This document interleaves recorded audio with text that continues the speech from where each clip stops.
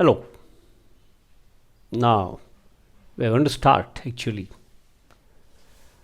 biomolecules, a new topic through this video lecture. Very interesting. Actually, definition as per book: carbohydrates, proteins, fats, vitamins, lipids, even DNA, RNA, that part. All these we study under this biomolecules, and all these various species or the titles which just now I have uttered: carbohydrates, proteins, fats, vitamins, lipids. All these are separately lifeless molecules, chemicals, but the combined effect of that in our body, living beings, animals, the combined effect is that they result in what we call as life. The cumulative effect, the combined effect. Okay, so in biomolecules, first we are going to start with carbohydrates.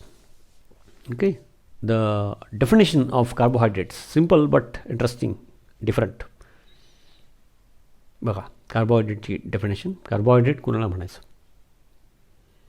म्हणजे chemistry develop होत जात असते. आपण एका लेवलपासून सुरू करतो, त्याचा जो मॉलिक्युलर फॉर्म्युला आणि त्याच्यावरून कार्बन आणि हायड्रेट्स ऑफ कार्बन असं ते नाव पडलं, ते सगळं किरकोळ इंट्रोडक्शनमध्ये असतं. ते that is not part of the syllabus exam point of view, म्हणजे बोर्ड असो नाही तर नीट MST CET. ओके, पण ठीक आहे. व ते तर कार्बोहायड्रेटची डेफिनेशन पहिल्यांदा मी आधीच लिहून ठेवलेली आहे, म्हणजे समजून घ्यायची आहे आपल्याला, कारण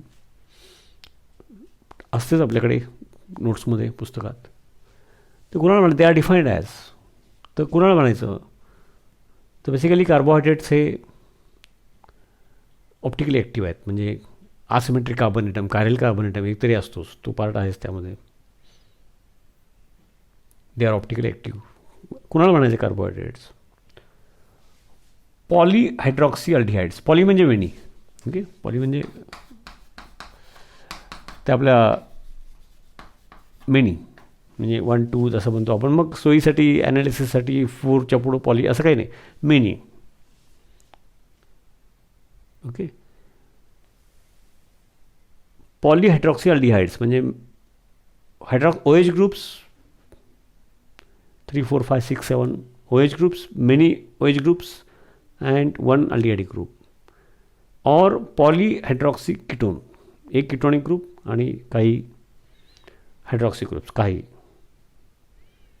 3 4 5 6 वगैरे. एक तर असा असायला पाहिजे, तो कंपाऊंड पॉलीहायड्रॉक्सी अल्डिहाइड असायला पाहिजे किंवा पॉलीहायड्रॉक्सी कीटोन असायला पाहिजे. और दोज कंपाऊंड्स, त्यांना आपण कार्बोहायड्रेट ही ब्रॉड डेफिनेशन आहे, त्याच्यामध्ये किती येतात बघा. ओके, कार्बोहायड्रेट कुणाला म्हणायचं, त्याच्यामध्ये कोण आले तर हा अल्डिहाइड, की ज्याच्यामध्ये अल्डिहाइड फंक्शनल ग्रुप आहे, आणि OH groups, alcoholic OH groups, hydroxy जरी म्हटलं तरी अल्कोहोलिक OH ग्रुप्स, ॲलिफॅटिक कार्बनला अटॅच्ड असलेले मेनी. ओके, पॉलीहायड्रॉक्सी अल्डिहाइड म्हणजे कार्बोहायड्रेट. पॉलीहायड्रॉक्सी कीटोन असेल तरी तो कार्बोहायड्रेट. और दोज कंपाऊंड्स जे त्या स्थितीमध्ये सध्या या दोन्हीत बसत नाहीत, पण or those compounds which on hydrolysis, त्याचं हायड्रोलिसिस केल्यानंतर reaction with water, okay, normally in presence of catalytic acid free H+ ions, or those compounds which on hydrolysis give polyhydroxy aldehydes or polyhydroxy ketones. म्हणजे those compounds which on hydrolysis, त्याचे hydrolysis केल्यानंतर मात्र या दोन्हीपैकी एक देतो. पॉलीहायड्रॉक्सी aldehyde तर पाहिजे तो, किंवा पॉलीहायड्रॉक्सी कीटोन तरी पाहिजे, किंवा असा कंपाऊंड. आपण त्याचे सगळे एक्झाम्पल्स वगैरे बघणार आहोत, डिटेल्स सुरुवात आहे. की on hydrolysis either it will give polyhydroxy aldehyde or it will give polyhydroxy ketones. हे सर्व all these come under what we call as carbohydrates. मग काही सोपे सुरुवातीला घ्यायचे एक्झाम्पल्स बघा. जसं की इथं लिहिलं आहे, हे ओपन स्ट्रक्चर आहे बरं का. याच्यामध्ये परत आणखी डिटेल्स आहेत, रिंग फॉर्म, अल्फावाला, बीटावाला, याच टॉपिकमध्ये सगळं पुढं बघायचं आहे तरी पण. ओके, त्यामुळं सुरुवातीच्या हिशोबानेच मी सांगतो. Glucose,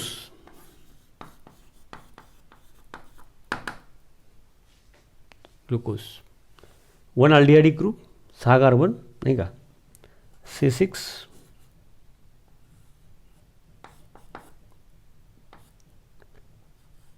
H12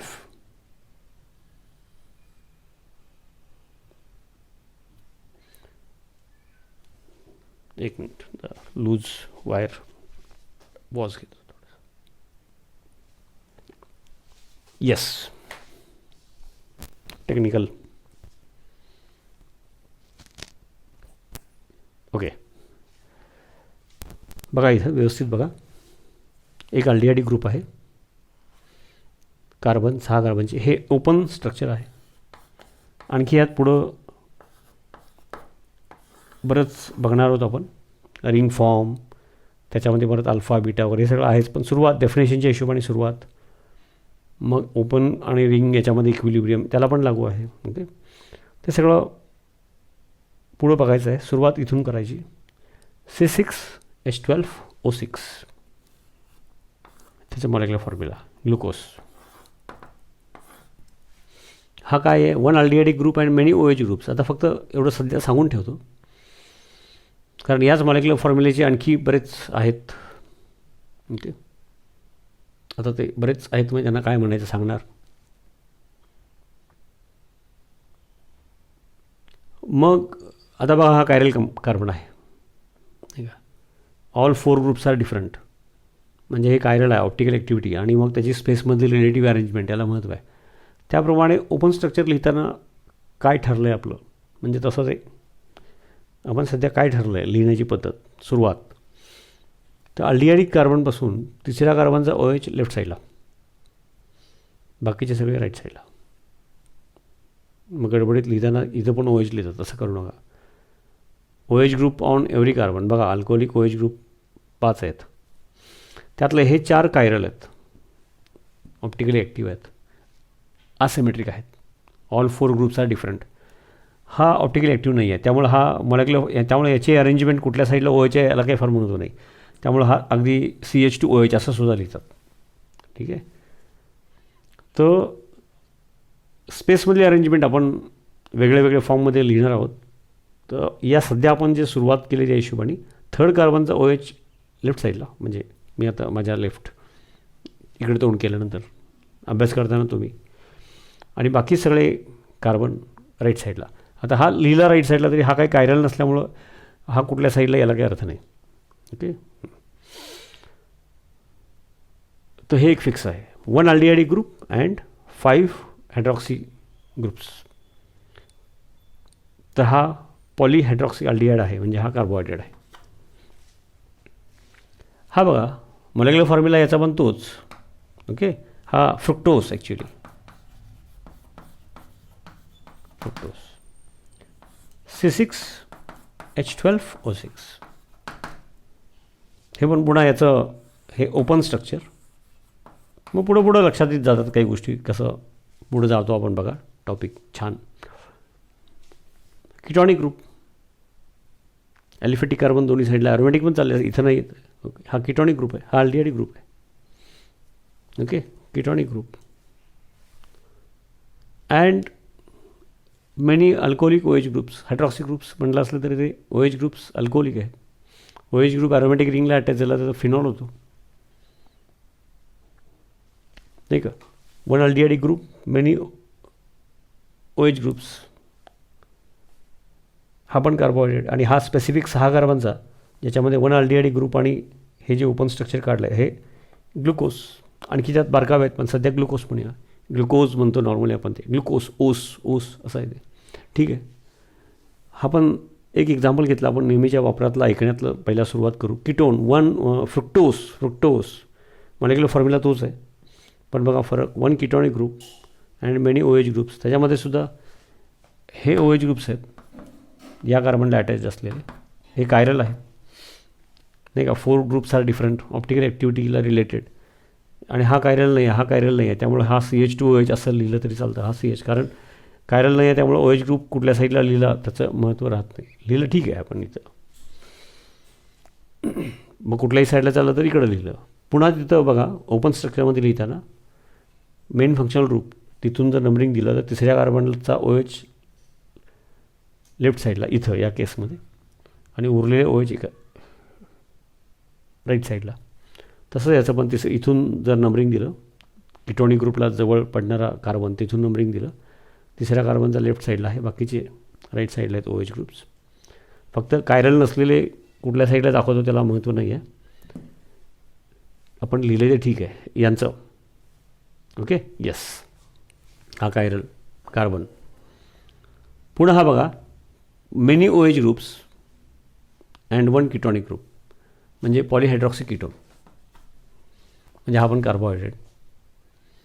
or those compounds, definition समजून घेण्याच्या हिशोबाने सुरुवातीच्या हिशोबाने सांगतो आहे, फार बारकावे आहे त्याच्यामध्ये. Or those compounds which on hydrolysis, यांची हायड्रोलिसिस रिॲक्शन झाली.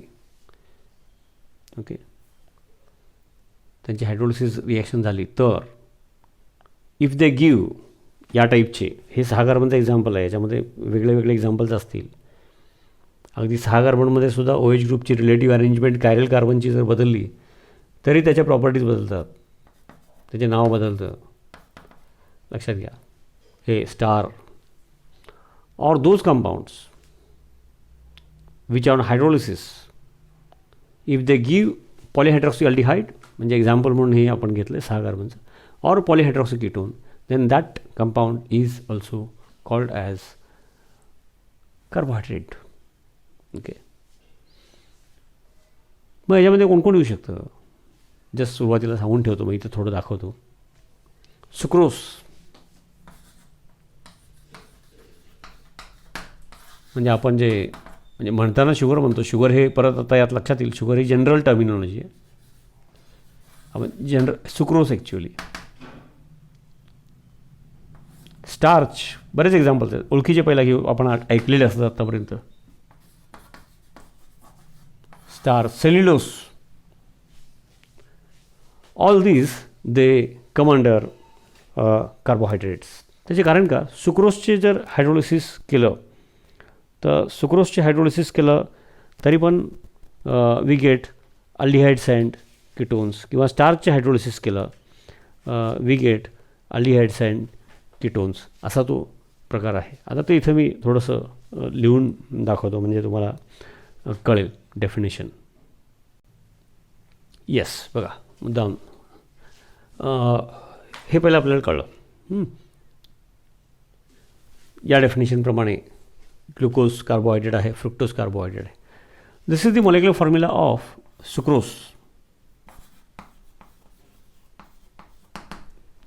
आताच मी सांगितलं की सुक्रोज आपण नॉर्मली शुगर म्हणतो, ते खाण्याची शुगर, ती सुक्रोज. शुगर हे जनरल टर्मिनॉलॉजी आता या टॉपिकमध्ये कळेल. केन शुगर, ओके, म्हणजे शुगर केन, त्याच्यापासूनचं नाही का शुगर केन ज्यूस, ते cane sugar, that is actually sucrose.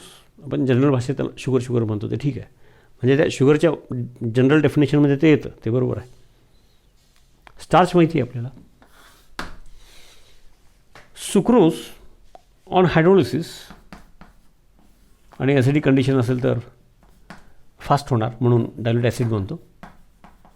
Dilute acid म्हणा किंवा फ्री H+ आयन म्हणा. फ्री H+ आयन लिहिलं याचा अर्थच लार्ज अमाऊंट ऑफ वॉटर, आणि फ्री H+ आयन्स म्हणजे कोणतं acid, dilute acid.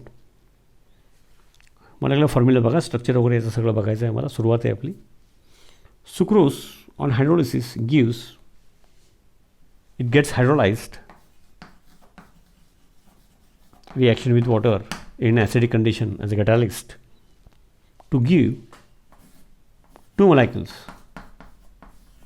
C6H12O6 molecular formula दोघांचा सेम आहे, पण C6H12O6. One is glucose, other one is fructose.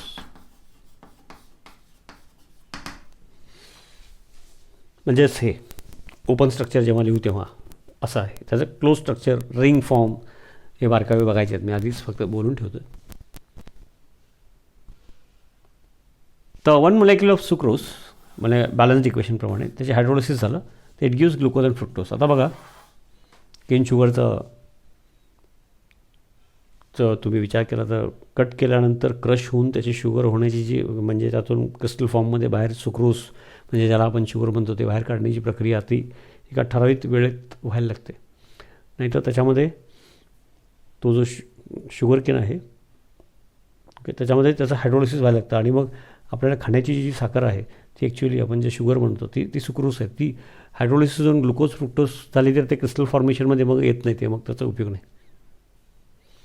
किंवा वेळेत तोडणी झाली नाही ऊसाची तर टेम्परेचर जास्त असेल तर ते ऊसामध्येच त्याचं हायड्रोलिसिस व्हायला लागतं, सुक्रोजचं ग्लुकोज फ्रुक्टोज व्हायला लागतं.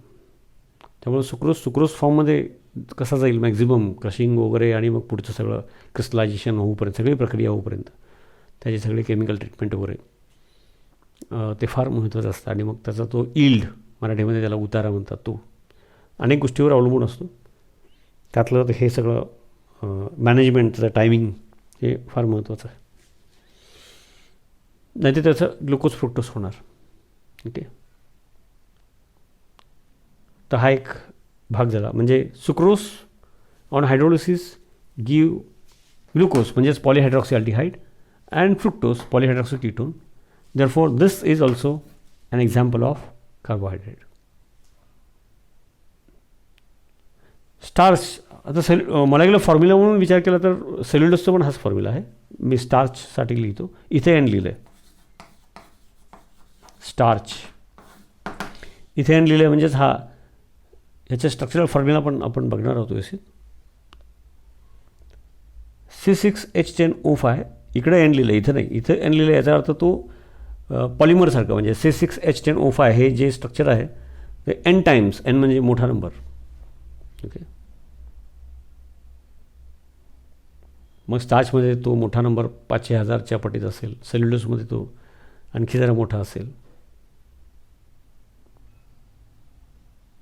आणि रिलेटिव्ह अरेंजमेंट जे असते त्याच्यामध्ये पण स्टार्च आणि सेल्युलोजमध्ये फरक आहे. तो सगळा अभ्यास बघायचा आहे आपल्याला. मुद्दा काय आहे माझा, डेफिनेशनप्रमाणे स्टार्च म्हणजे आपण स्टार्च पोटॅटो नाही का, स्टार्च मेज मका स्वीट कॉर्न सूप ते काय आहे स्टार्च. तर स्टार्च ऑल्सो ऑन हायड्रोलिसिस नाही का. आता मग एन म्हणजे तो मोठा नंबर समजा काही 700 असेल असं काहीतरी नंबर आहे तो मोठा. तो इथं लिहिला आहे म्हणजे ते तेवढे युनिट्स एकमेकांना कोव्हॅलेंटली बॉन्ड झालेले आहेत थ्रू ऑक्सिजन. C6H10O5 त्याच्या हायड्रोलिसिससाठी it will require n number of molecules of water. Balanced equation नाही का. हायड्रोलिसिस हिटिंग केल्यानंतर नॉर्मली नॅचरली स्लो चालूच असतं, ॲसिडिक कंडिशनमध्ये फास्ट होणार dilute acid.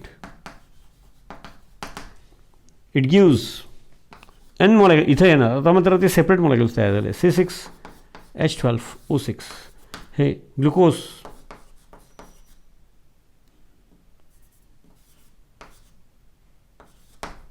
Glucose n number of इथे एन लिहिलं आहे म्हणजे हे सेपरेट मॉलिक्युल्स तयार झाले. N number of molecules of glucose.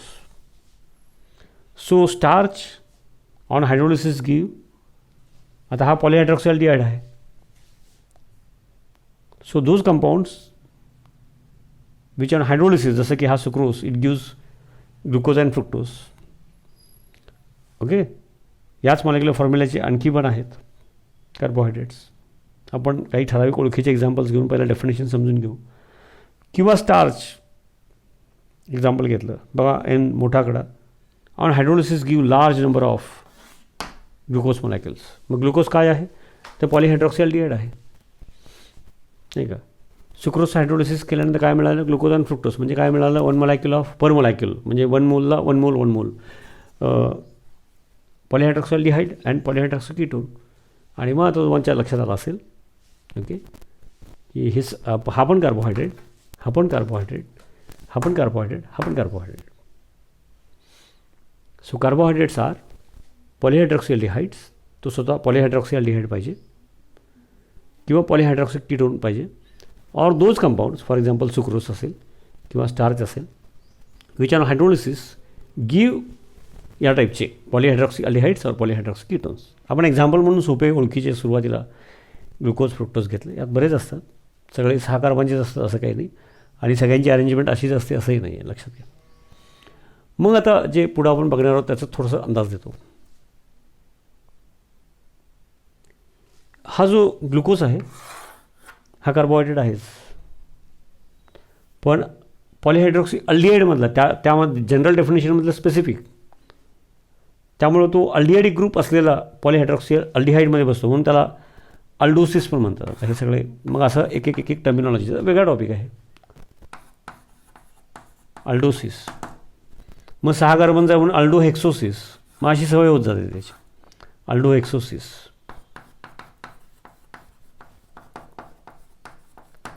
तसं फ्रुक्टोस बघा कीटोनिक ग्रुप आहे, पॉलिहायड्रॉक्सी कीटोन, पॉलिहायड्रॉक्सी कीटोन, कीटोसिस जनरल. आणि मग हे एक्झाम्पल स्पेसिफिक 6 कार्बनचं आहे, हेक्सोकिटोसिस, कीटोहेक्सोसिस.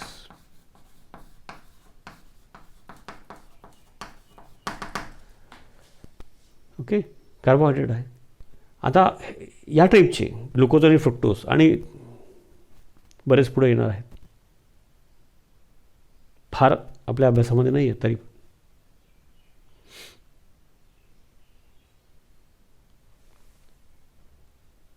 ग्लुकोज हा जो कार्बोहायड्रेट आहे पॉलिहायड्रॉक्सील्डिहाइड किंवा फ्रुक्टोज हा जो कार्बोहायड्रेट आहे पॉलिहायड्रॉक्सी कीटोन, फर्दर हायड्रोलिसिस नाही का बघा, further hydrolysis of this glucose and fructose example म्हणून घेतलेले आहे हे पण. Further hydrolysis is not possible.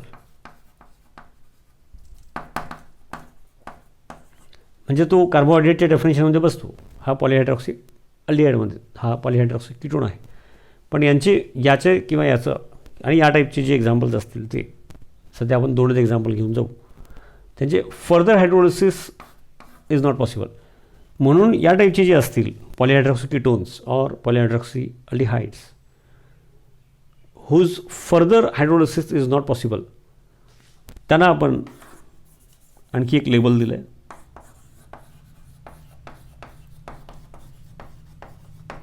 मोनोसॅकराइड्स. म्हणजे हा जो ग्लुकोज कार्बोहायड्रेट आहे तो इट इज अल्डोसिस आहे, मोनोसॅकराइड आहे. हा जो फ्रुक्टोज कार्बोहायड्रेट आहे, कार्बोहायड्रेटमध्ये स्पेसिफिक पॉलिहायड्रॉक्सी कीटोन आहे ओके, आणि तो मोनोसॅकराइड आहे.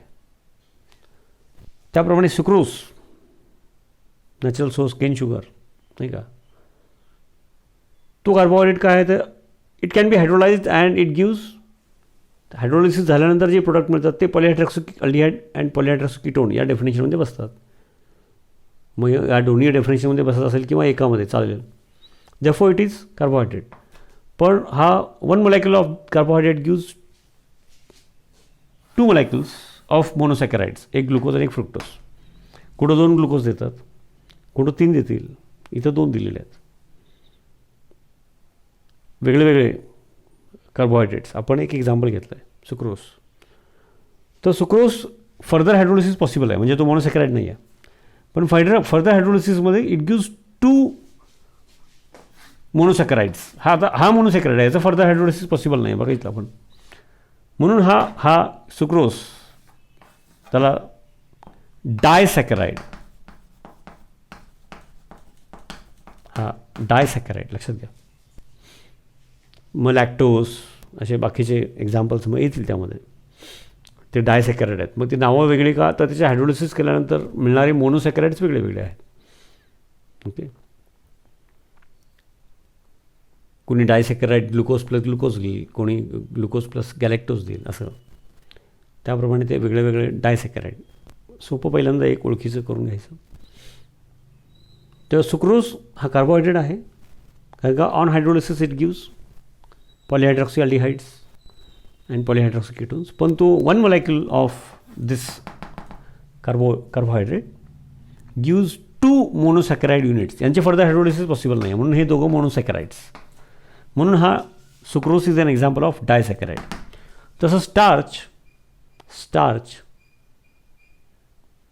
ऑन हायड्रोलिसिस गिव्स मोनोसॅकराइड्स, नाही का, ग्लुकोज देतो. ग्लुकोजचे परत अल्फा बीटा प्रकार असतात, आपण पुढं बघणार, पुन्हा सांगतो. तसं सेल्युलोज पण दिसताना मॉलिक्युलर फॉर्म्युला सेम दिसतो, पण प्रोडक्टमधल्या स्पेसमधल्या रिलेटिव्ह अरेंजमेंटमध्ये फरक आहे. तसं स्टार्च म्हटलं की आपण स्वीट कॉर्न सूप म्हणालो मी, नाही का, त्यात पण बघा आपण आपल्या मोठ्या प्रमाणामध्ये जो बिझनेस मार्केट यार्ड वगैरे त्या लेवलला होतो, खाद्य जनावरांचं खाद्य वगैरे, किंवा त्याचं स्टार्चपासून इंडस्ट्रीयल ग्लुकोज बनवण्यासाठी उपयोग होतो. तो मका असा तो हार्ड असतो एकदम, असा दाताने पण तुटत नाही. आणि आपण जो कणीस खाण्याचं किंवा सूप म्हणून हॉटेलमध्ये वगैरे घरी पण ते स्टार्च बघा गोड लागतं लगेच, असं याचा अर्थ ते काय आहे, जेनेटिक सगळं त्याच्यामध्ये चेंजेस केलेले वेगळ्या वेगळ्या प्रकार. तर ते स्टार्च आहे, पण ते ऑलरेडी त्याच्यामध्येच थोडं हायड्रोलाइज झालेलं आहे, त्यामुळे ते सॉफ्ट असतं. आणि ते असंच कच्चं खाल्लं तरी थोडंसं गोड लागतं म्हणजे ग्लुकोज. स्टार्चला टेस्ट नसते. तर ठीक आहे, starch on hydrolysis give large number of monosaccharide units, म्हणून हे पॉलिसॅकराइड.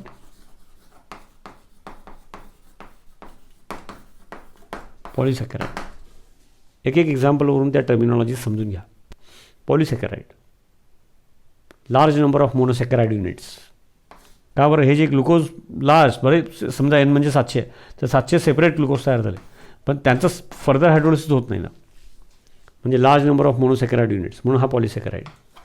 तसं sucrose it gives on hydrolysis 2 मोनोसॅकराइड, म्हणून तो डायसॅकराइड. पुढे जाऊन लॅक्टोज एक्झाम्पल असे बघणार आहात 2-3 एक्झाम्पल्स, की 2 युनिट्स म्हणजे ते डायसॅकराइड्स. तसं ट्रायसॅकराइड. ओके. आणि मग त्याचे परत फर्दर क्लासिफिकेशन आणि त्याचं मग स्ट्रक्चर आणि त्यातले इतर गोष्टी असे बारकावे आपल्याला बघायचे आहेत. पण सुरुवात अशी छोटी सोपी असली तरी व्यवस्थित झाली पाहिजे. फार महत्त्वाचं आहे. Carbohydrates, polyhydroxy aldehydes or polyhydroxy ketones or those compounds which are hydrolysis give polyhydroxy aldehydes or polyhydroxy ketones. त्यामुळं हा पण कार्बोहायड्रेट कारण पॉलिहायड्रॉक्सील्डिहाइड, हा पण कार्बोहायड्रेट कारण पॉलिहायड्रॉक्सी कीटोन, हा पण कार्बोहायड्रेट कारण on hydrolysis it gives polyhydroxy aldehyde or polyhydroxy ketone, हा पण कार्बोहायड्रेट कारण का on hydrolysis it gives polyhydroxy aldehydes. असा तो प्रकार आहे. आणि त्यात पण आणखी पुन्हा अल्डिहाइडिक ग्रुप असेल तर मग त्याचं आणखी मग सब क्लासिफिकेशन, त्याचं सब नॉमेनक्लेचर, अल्डोसिस, कीटोसिस. आणि मग मोनोसॅकराइड कोणाला म्हणायचं तर कार्बोहायड्रेटच्या डेफिनेशनमध्ये बसला, पण फर्दर हायड्रोलिसिस नॉट पॉसिबल, म्हणून हा मोनोसॅकराइड. मात्र हे मोनोसॅकराइड नाही आहेत, पण हा डायसॅकराइड, हा तसं ट्रायसॅकराइड वगैरे एक्झाम्पल्स पुढे येतील. हा पॉलिसॅकराइड असा प्रकार आहे. यस.